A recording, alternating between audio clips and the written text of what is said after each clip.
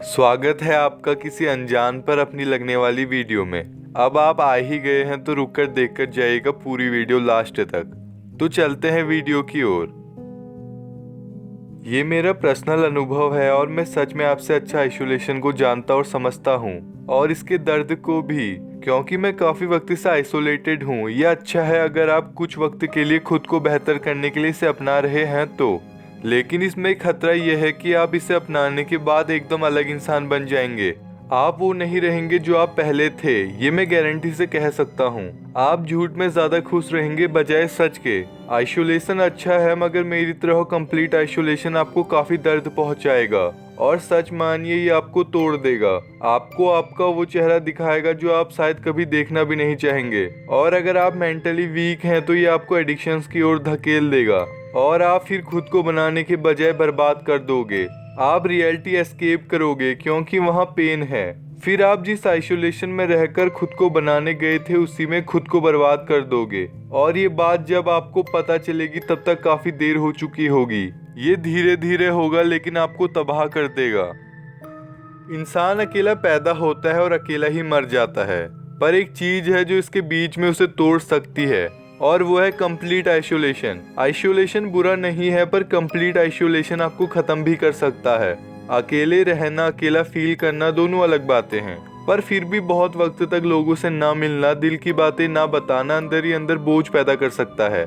ज्यादातर मामलों में आइसोलेशन अकेलापन पैदा कर देता है और फिर शुरू होती है ओवर थिंकिंग से सेल्फ डाउट और फिर डिप्रेशन। और एक चीज आपके साथ ये भी होगी कि जब आप जबरदस्ती या किसी ट्रेंड को देखकर इमोशंस में बहकर आइसोलेट होंगे तो तब आप जब उससे बाहर आएंगे या उसके दौरान आपसे कोई दोस्त कॉल पर या मैसेज पर बात करेगा तो आप देखेंगे कि आपके अंदर अटेंशन की भूख पहले से ज्यादा बढ़ गई है और आपको उससे बात करने में वो प्लेजर या वो खुशी मिलेगी जो आपको पहली बार अपनी क्रश से बात करने पर मिली थी।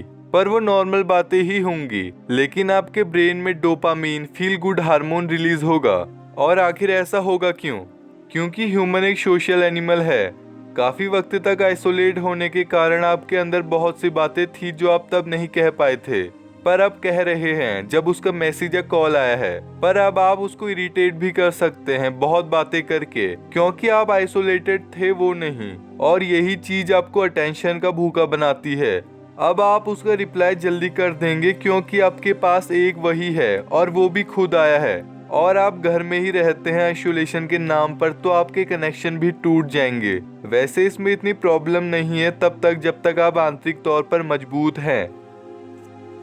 आइसोलेशन का ट्रेंड आजकल काफी ज्यादा पॉपुलर है और लोग इसे अपना भी रहे हैं, पर कोई इसकी डार्क साइड नहीं बता रहा कि ये सबके लिए नहीं है और खासकर सेंसिटिव और इमोशनली इनमेच्योर लोगों के लिए तो बिल्कुल भी नहीं है। किसी ट्रेंड के चक्कर में आपका पीस मत खोइए और न ही किसी की बात सुनकर एकदम मोटिवेट हो जाइए।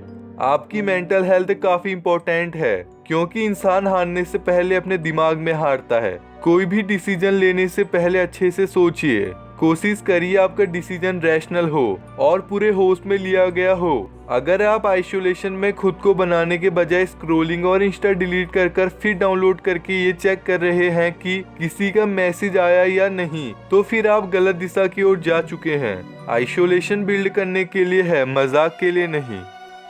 हम ह्यूमंस हैं और हमने साथ में रहकर ही इवॉल्व किया है।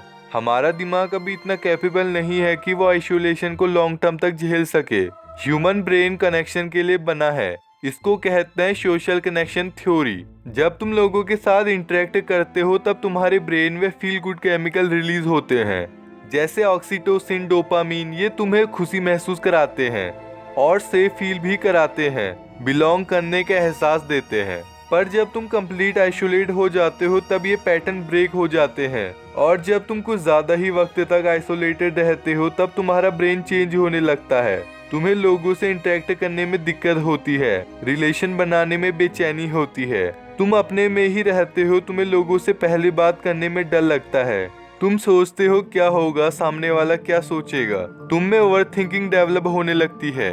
अब तुम लोगों से बोलने के बजाय उन्हें इग्नोर करने लगते हो, इसे कहते हैं क्रोनिक लोनलीनेस। और फिर तुम धीरे धीरे हिकिकोमोरी बनते जा रहे हो। ये एक जापानी शब्द है जो लोग महीनों या सालों तक घर में रहते हैं, ये उनके लिए यूज होता है।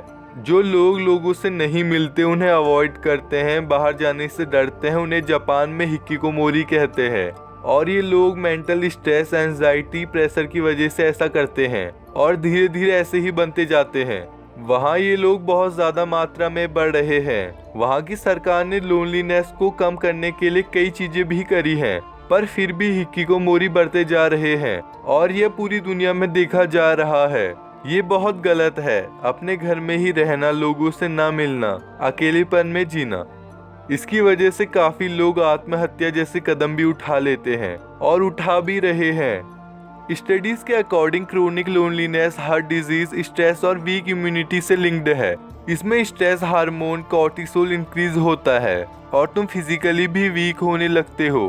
अब जो आइसोलेशन तुम्हें बनाने वाला था वो स्लो पॉइजन बन जाता है। अब तुम ना अपनी पुरानी लाइफ में जा सकते हो, न इसमें जी सकते हो।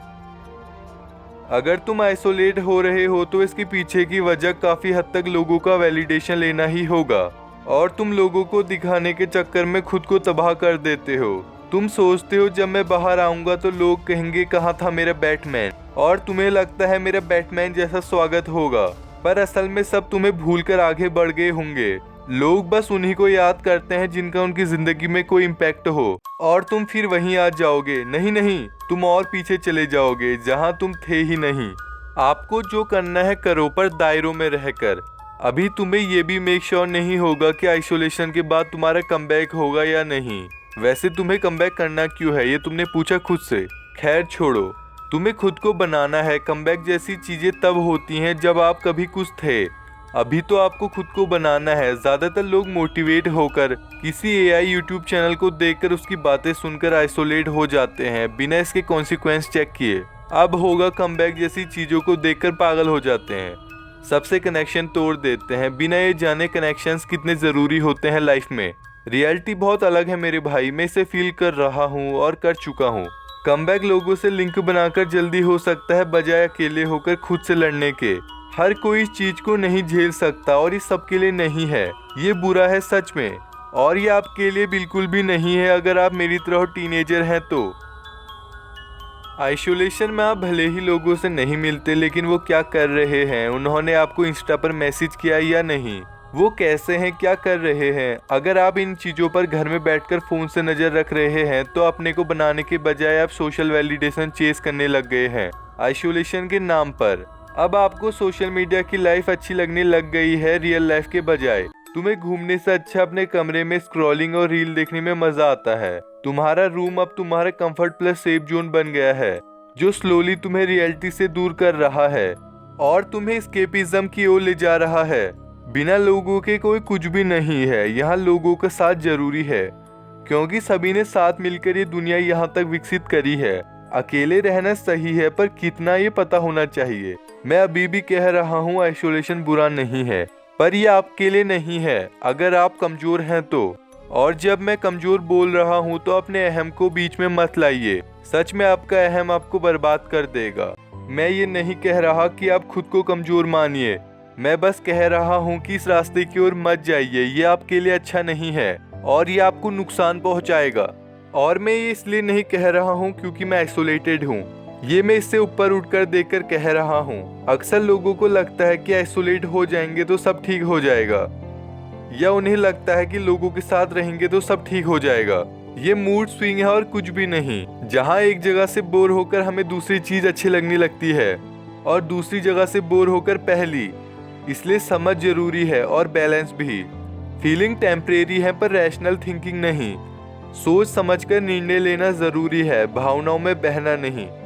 बाकी फैसला आपका है, आखिर में तो ये जिंदगी आपकी ही है।